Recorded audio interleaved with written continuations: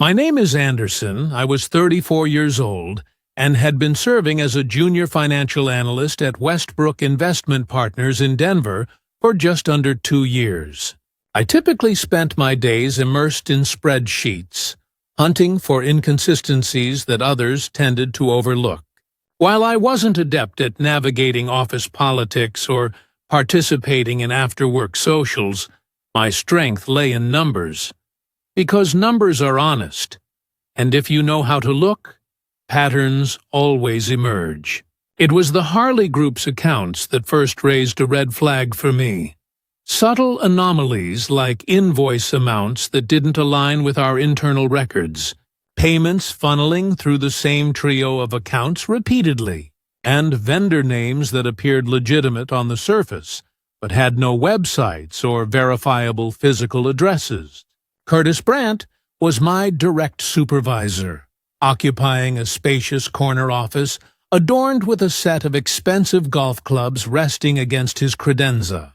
When I knocked on his door one Tuesday afternoon, folder tucked under my arm, he gestured me in without lifting his eyes from his computer screen. I placed the folder on his desk and explained my findings about the Harley Group accounts.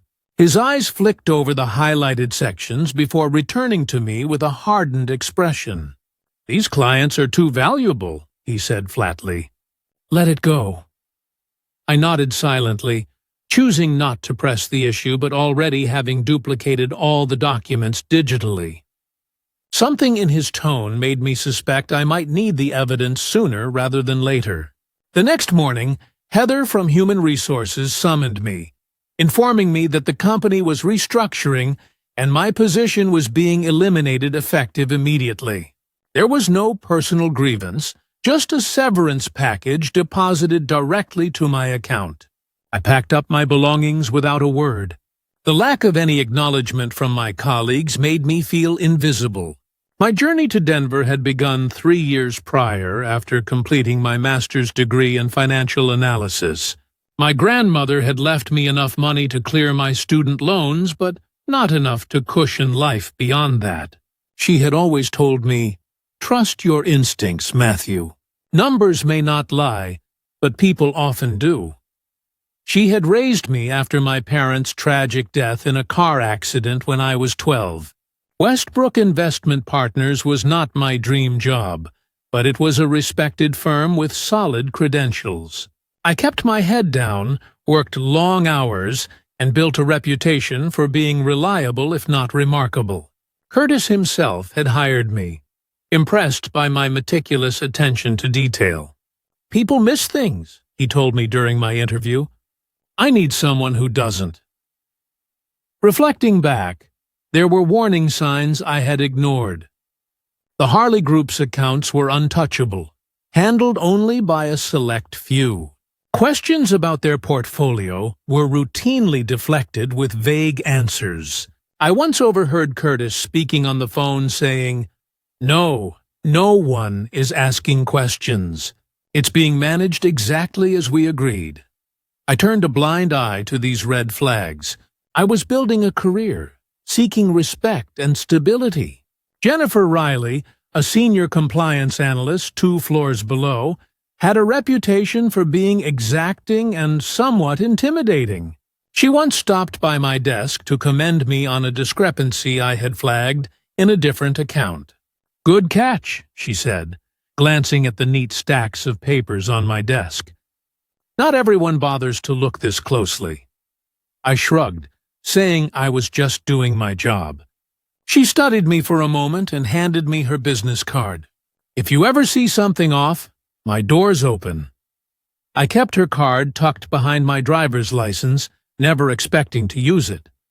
Another warning sign I had missed was Trevor, another analyst who had been fired 2 months earlier.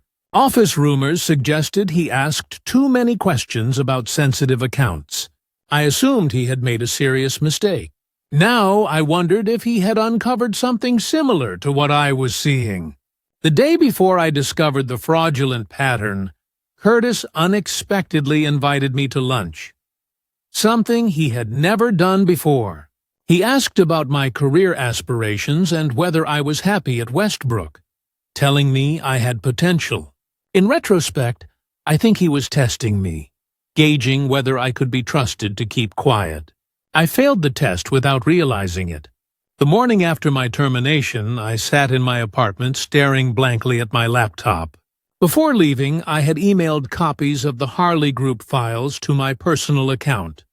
An unwise move legally, but necessary. I created a spreadsheet tracking every suspicious transaction over 6 months. Over $4 million had moved through shell companies linked to our firm. Now, looking at the entire picture laid out clearly, I could see the systematic nature of the laundering. Someone was using Westbrook as a conduit, and Curtis was complicit. My phone buzzed. A text from Alicia, another analyst. Heard about what happened. Drinks tonight? I didn't reply. I wasn't ready to explain my thoughts or whom I could trust anymore. I pulled out Jennifer's card, finger hovering over her number. What would calling her accomplish? I was already fired. Taking on a mid-sized firm would be expensive and draining, and might brand me a troublemaker. Maybe it was better to move on. But my grandmother's voice echoed in my mind. Trust your gut. My apartment felt claustrophobic. I grabbed my keys and drove to the park where she had taken me as a child. Sitting on a bench, watching joggers and dogs, I pondered my gut's message. Something wrong was happening. Powerful people were breaking rules and hurting others. Curtis had chosen a side that was not right, and I had a decision to make. At home, I printed every page, 317 in total, organizing them chronologically with tabs for each suspicious client and a summary of findings. I placed the stack in a large manila envelope and emailed Jennifer a brief note. I found something you should see. Can we meet tomorrow? She replied within 20 minutes. My office, 9 a.m. That night, I slept better than I had in months. Jennifer's office was smaller than expected, windowless with filing cabinets and regulatory manuals lining the walls. She gestured for me to sit and said, I understand you're no longer with Westbrook. I nodded and placed the envelope on her desk. I thought someone should know. She didn't open it immediately. Tell me what I'm looking at first. I explained the shell companies, routing patterns, inflated invoices, Curtis's warning to drop it, and my firing. Her face remained unreadable. She scanned the documents slowly. You kept internal financial records, she said finally. That's against policy. Potentially illegal. I know. She studied me. What do you want? Nothing. I just couldn't walk away. Jennifer sighed and closed the folder. I'll look into it, but no promises. She slid the envelope into her desk drawer. This could backfire badly on you. I stood. I understand. Do you? She asked. Westbrook had powerful clients and lawyers. If you're right, people could lose jobs or go to jail. They already fired you. What else could they do? Her words lingered. 3 days later, a certified letter arrived from Westbrook's legal department accusing me of theft, breach of confidentiality, and defamation. They demanded the return of all documents and a signed retraction, ending with a thinly veiled threat of legal action. That afternoon, my phone rang. Unknown number. Curtis. We need to talk. My heart raced, but my voice stayed steady. I don't think that's wise. Things got out of hand. Drop this and we can work something out. Maybe get you back on the team. What team? The one that looks the other way while money laundering happens? Silence then. Meet me for coffee. 15 minutes.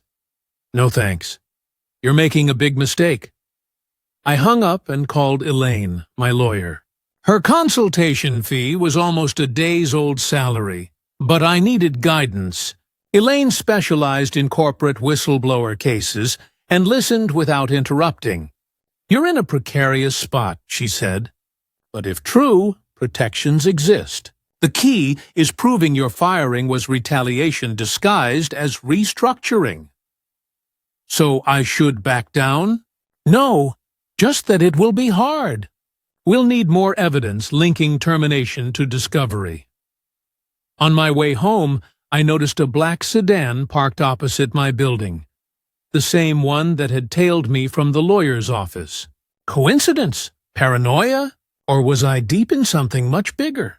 That night, sleep eluded me. Curtis's warning echoed, "These people." Who? The clients? Someone at Westbrook? I dug into Harley Group further, a private equity firm investing in real estate, emerging markets, and industries I barely knew. Their CEO, Thomas Harley, was almost invisible publicly. No social media, rare press mentions. Then I found an old news snippet. 3 years prior, the SEC had investigated them for securities fraud, but the case was suddenly dropped without explanation. The lead investigator abruptly retired mid-investigation. A knock startled me near midnight. Jennifer stood tense in the hallway. "May I come in?" I opened the door. She glanced over her shoulder before stepping inside. "Were you followed?" I half joked. She didn't smile. "Maybe." She set a flash drive on the counter. "There's more than what you found. You only scratched the surface."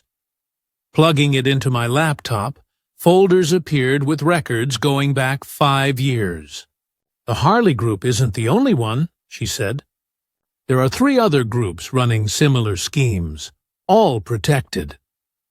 "Protected by who?" I asked. She met my eyes. "Jonathan Westbrook, the CEO himself." "How high up?" "CFO, head of client services, all involved. They're moving money offshore using our firm as a front." I sank onto the couch. "Why show me this? Why not go to authorities?" She hesitated. "Needed someone outside their influence. Insurance." "Insurance against what?" 3 years ago, an analyst named David Weber uncovered something like this. Went to the SEC. 2 days later, he died in a car crash. My throat tightened. "You think?" "I don't know. But his notes mentioned the Harley Group." I stared at the screen, the web of transactions, names, conspiracies. This was no ordinary fraud. It was organized, protected at the highest level. "What now?" "We find someone who can't be bought. Outside their sphere." She handed me a business card. "FBI. I have a contact specializing in financial crimes. Once we start, no turning back," she warned. I nodded. "When do we meet?" "Tomorrow." That night, I hid copies of all files behind a loose bathroom baseboard, my own insurance. I didn't sleep there. The FBI office was an unmarked building downtown. Agent Tessa Harding didn't fit the Hollywood mold. No suits or stern faces, just a woman in her 40s with practical shoes and tired eyes. "Tell me everything," she said. For 2 hours, Jennifer and I laid out our findings. Harding took notes, verified details, and said, "If you're right, this is a major case. Money laundering at this scale usually connects to drugs, corruption, tax evasion." "Will you investigate?" Jennifer asked. "We already are. Your info fits what we've been building." "You'll need to testify," she warned. "Are you ready?" I thought of Curtis's warning, Jennifer's detention, David Weber's death. "I am." Harding gave us emergency numbers in case of trouble, and advised us to stay somewhere safe. "I'd already been at a budget hotel." Jennifer smiled faintly. "Curtis said you were too quiet to make waves. Looks like he was wrong." That afternoon, I interviewed at a smaller firm, focusing on my skills, avoiding mention of Westbrook or the FBI. The manager was impressed and said they'd call. 3 days later, my phone buzzed. A text, Parking garage, level 3, blue Honda, 20 minutes. No name. Only Jennifer knew where I was. I checked it out cautiously, staying near the stairs. The driver wasn't Jennifer. It was Trevor. "Get in," he urged. Jennifer had been taken by Westbrook Security, accused of stealing client info. Trevor handed me a USB with offshore account data, altered statements, and recorded conversations between Westbrook execs and Harley Group reps. "Why not take this to the FBI yourself? Westbrook has people everywhere, even in law enforcement. Jennifer thought you might be trusted." I called Agent Harding and told her Jennifer was detained. Within hours, FBI agents secured Jennifer and copied Trevor's files. Warrants were served on Westbrook's offices and executives' homes. Curtis was arrested but cooperating, trying to lessen charges. The scandal went public. The CEO was charged and later pled guilty. Jennifer, Trevor, and I moved on with our lives. I started a new job where integrity was valued and received a whistleblower reward large enough to secure my future. I kept backups, remained cautious, but finally slept peacefully. One day, a young colleague at my new firm approached, eager to learn about compliance. I invited him to sit and shared a story about patterns, courage, and the importance of never looking away when everyone else chooses silence.